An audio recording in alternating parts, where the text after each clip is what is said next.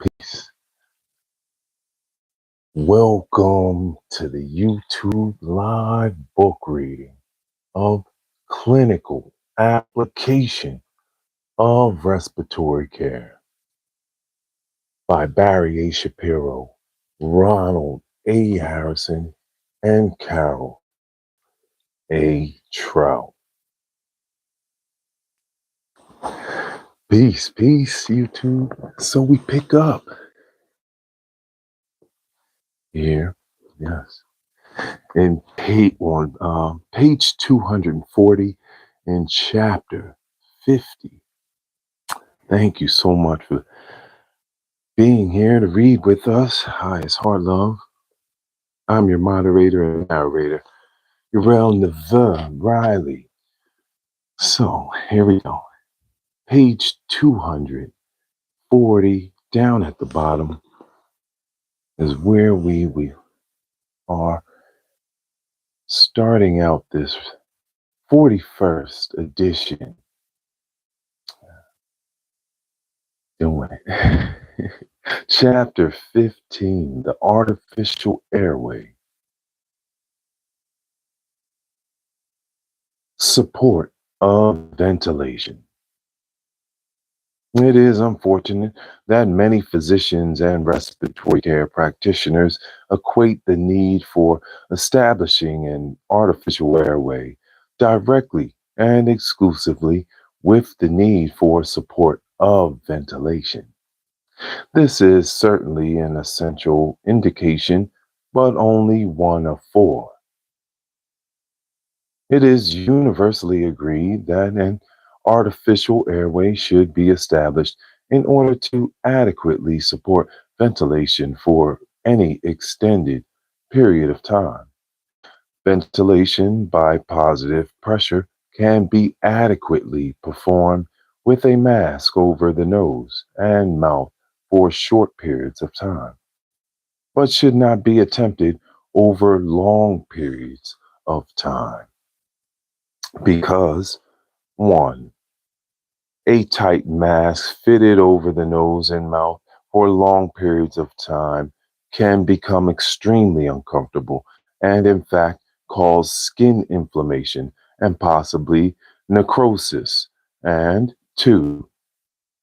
The opening pressure of the esophageal cardiac sphincter may be exceeded, resulting in an air filling the stomach. This may cause gastric distension, which leads to nausea, vomiting, and ileus. We believe it is a fair statement that any patient requiring support of ventilation for other than extremely short periods requires and deserves the establishment of an artificial airway. To summarize, there are four separate indications for establishing an artificial airway. 1. Relief of upper airway obstruction. 2. Protection of the airway. 3. Suctioning of the airway. And 4. Support of ventilation. Any single one or combination of factors is an adequate indication for establishing an artificial airway. It is incumbent upon the respiratory care practitioner to have clearly in mind his or her reasons and rationale for establishing and maintaining an artificial airway. The middle of page 241. Welcome. Peace, Lorenza. Hi, it's Heart Love. Thank you so much. Yes, this is the peaceful part of YouTube where we read books and learn from masters. We'll read in the 15th chapter now of Clinical Application of Respiratory Care. Thank you so much for reading with us. Thank you for the likes and subs. We're pushing towards 1,000 subs on this channel where we read books and learn from masters. So, hi, it's Heart Love. Thank you so much for being here.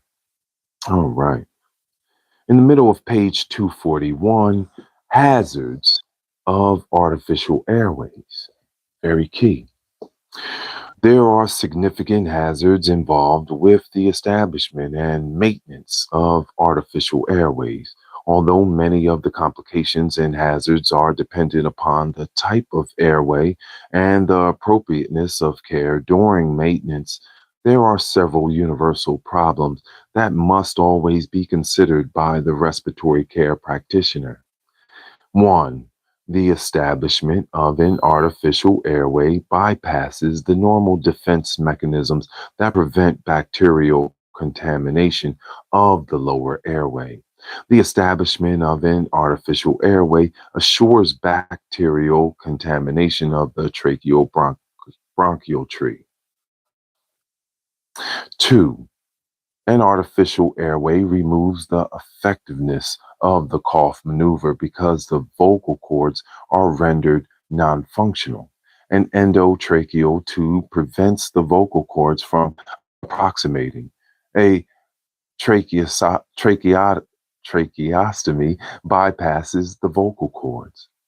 Three, the establishment of an artificial airway removes the patient's ability to vocally communicate. Not being able to communicate with those around you can be an extremely frustrating and frightening experience. Ill patients are understandably afraid of their environment, especially in the overwhelming atmosphere of the critical care unit. The respiratory care practitioner must always remember that the patient must be dealt with in an understanding and communicative manner when artificial airways are in place. A magic slate or writing pad should be provided for the patient to write messages to the staff and family, and appropriate answers should always be provided. That's very key, right? Being able to communicate with the patient clearly. Yeah. Reading books with us. Hi, it's Heart Love YouTube. Um, and four, a fourth universal problem with the establishment of artificial airways in the conscious patient is the loss of personal dignity. Ah, it is understandable and predictable that most patients will be extremely embarrassed and concerned about the fact that there are tubes keeping her or him from talking and allowing her or him to breathe normally. This feeling of loss of body and environmental control may be minimized if those individuals involved with the care of the patient are informative, understanding patient, and above all, humane, empathetic. Yes, this is very key. This is what separates us from wild animals, is that we can be empathetic to other humans, being humane. I love that. Page 242 at the top. The maintenance of airway patency, the protection of the lower airway from foreign body, the accomplishment of adequate bronchial hygiene, and the support of ventilation are overwhelming reasons for establishing airways when indicated. The support and maintenance of the life process must overshadow the potential complications. It is essential to remember that with proper care of the airway, the complications are seldom clinically significant. Thank you so much, Crazy Frog. Highest heart love. Thank you for the likes and subs. Thank you for the hearts. Oh my goodness. Highest heart love. We're at the middle of page 242 in chapter 15, clinical application of respiratory care for all the aspiring rest techs, for all the aspiring nurses, and taking the MCAT. We're reading to you thousands of dollars of information for free on this channel. So thank you so much. Highest heart love, love to the light workers. Establishing the emergency airway. An emergency airway is defined as one which must be established immediately, i.e., it is a matter of life or death. The emergency airway of choice is an oral endotracheal tube placed under direct vision. When presented with an unfamiliar patient under emergency conditions, direct vision for placement of an oral endotracheal tube is almost always the surest and safest way of establishing an emergency airway, even in the hands of someone relatively untrained and inexperienced in intubation. Technique of intubation. The laryngoscope is an instrument made specifically for intubation of the trachea. The anesthesis laryngoscope differs from that of the otolaryngologist. The purpose are different. The otolaryngologist is primarily concerned with visualization of the glottis for obtaining appropriate biopsy samples and accomplishing other surgical procedures. She or he is far more concerned with adequate exposure than with the insertion of the endotracheal tube through the glottis.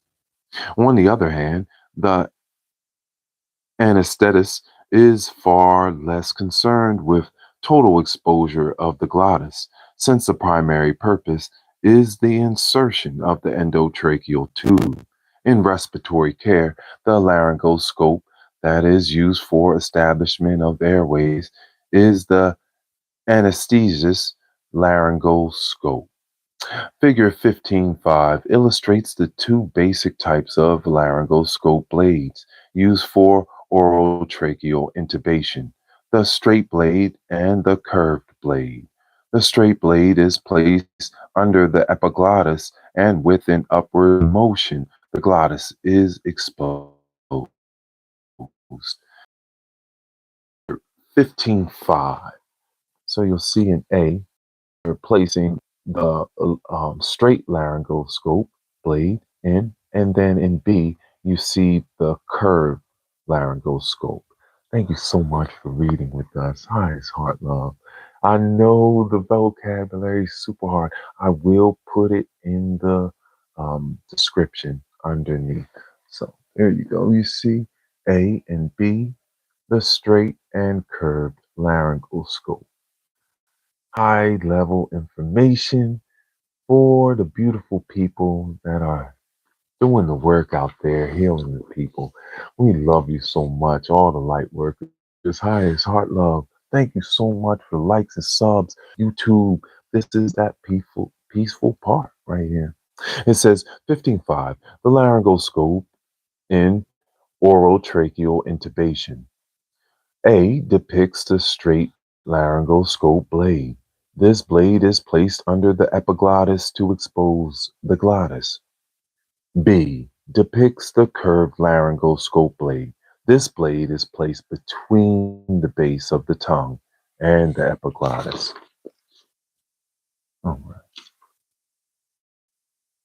The curved blade is inserted between the epiglottis and the base of the tongue, and with a forward and upward motion, the epiglottis is raised and the glottis exposed.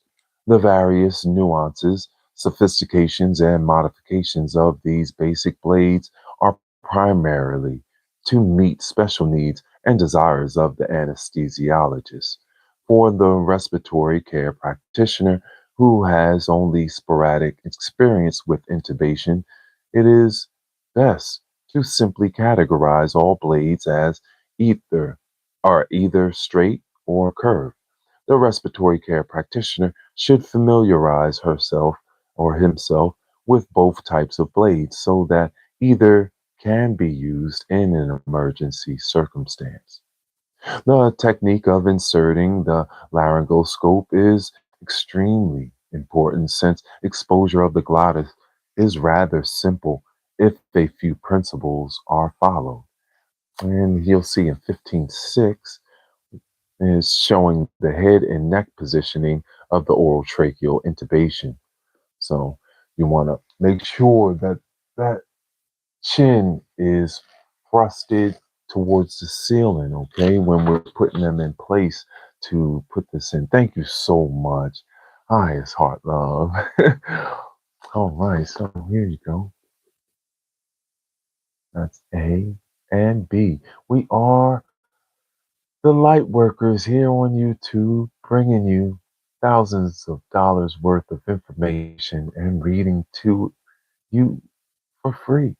Because that's what the light workers, that's what we do, right? So, clinical application of respiratory care, major help in helping the people around us, right? And loving on the ones that are close to us. So, is being able to help heal them and help them heal themselves. So, highest honor. I'm so privileged and honored to be able to bring you this wonderful information. Oh my. Here we go.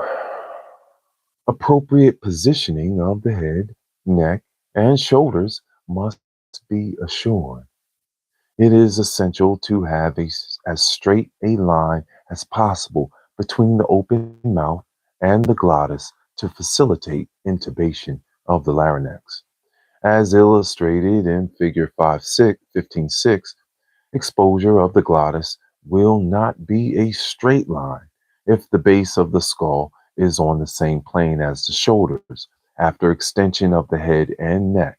On the other hand, if the extended head and neck are elevated to a plane above the shoulders, a reasonably straight line results from the mouth to the glottis. Very key right there, right? So again, I'll show you. When we have the throat extended up, right, and cleared, then we have the straight line that we can use. All right. See that? It's thrusted up. And that's how we want to get ventilation out. Right? So, laryngoscopes are made for the right-handed person. See, and that's been one of the keys of our society is right, is learning to use both sides and making the best out of what we have. Very key. Therefore, must be held in the left hand. This is an important factor since the right-handed individual can best manipulate the insertion of the endotracheal tube with the right hand. If you are left-handed, you must learn to intubate the same as the right-handed individual. Initial insertion of the laryngoscope blade on the right-hand side of the mouth allows the tongue to be moved to the left as the blade is brought to the midline. Figure 15.7. This will allow the mouth area on the right side of the blade to be free of soft tissue structures such as the tongue. This facilitates visualization of the appropriate structures and the placement of the endotracheal tube. The blade is advanced forward along the surface of the tongue with a slight lifting pressure until the tip of the epiglottis is visualized. Upon exposure of the epiglottis, the blade must be brought to the midline. This pushes the tongue to the left hand side of the mouth and allows maximum exposure of the glottis when the laryngoscope is lifted upward. The primary glottic landmarks are the epiglottis and the arytenoid cartilages. Figure 15.8. Upon recognition of the arytenoid cartilages, the position of the vocal cords and thereby the opening of the glottis are known. It is not necessary to visualize all of the vocal cords. If the epiglottis and arytenoid cartilages can be seen, the only possible opening between these structures is the glottis. In addition, the esophageal opening can be seen below the arytenoid cartilage, so that placement of the tube in the esophagus will not go unrecognized. Insertion of the endotracheal tube can then be made with the tongue on the left side of the mouth and the central glottic landmarks exposed. The endotracheal tube is then manipulated through the right side of the mouth toward the glottis. By directing the endotracheal tube either in an upward or a downward direction, the tip of the tube can be manipulated to enter the glottis. When the endotracheal tube enters the glottis, it should be advanced approximately 2 inches under direct vision. One should visualize the tube being inserted to assure that the tube is, in fact, entering the larynx and not the esophagus. Very key.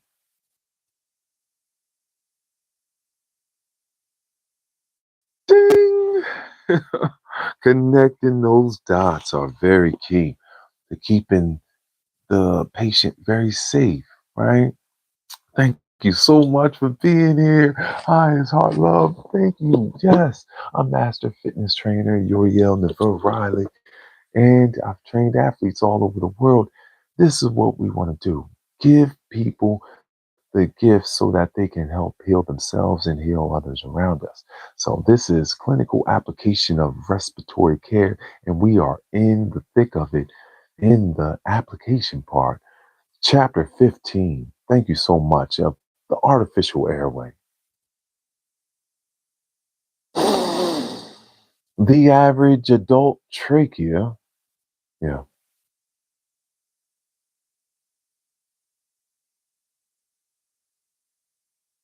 this will result in an endobronchial intubation, usually into the right main stem bronchus. The average adult trachea is 11 to 13 centimeters in length and can be easily traversed by the endotracheal tube. The tube must be inserted far enough to assure that the cuff is below the cords to assure protection and sealing of the airway without intubation of the bronchus. The most important factor to remember while attempting intubation is not to get excited. If the first attempt at intubation is not successful, it should be momentarily discontinued. The airway cleared and the patient ventilated and oxygenated with the mask and bag. Try to evaluate why the intubation was not successful. That's right. Recheck the steps just outlined and make corrections. Then, with the patient appropriately ventilated, the airway cleared, and second attempt should be made to intubate. And we'll pause right here. Thank you so much for this 41st edition. We're doing it. Oh my goodness, this is so beautiful. So when we reconvene in the next reading, we will be on page 247 for the 42nd reading of Clinical Application of Respiratory Care by Barry A. Shapiro, Ronald A. Harrison, and Carole A. Trout. Thank you so much for reading these beautiful, expensive medical books with us here on the peaceful part of YouTube where we read books and learn from masters. Much honor and love. Thank you so much. Oh, we're shaking it up. I know we are shaking it up. Hey ya, hey ya, hey ya, hey ya, hey ya, hey ya, hey ya. Hey ya, hey ya, hey ya, hey ya, hey ya, hey ya, hey ya. We're doing it, shaking it up, reading books on YouTube, live from the light here in LA.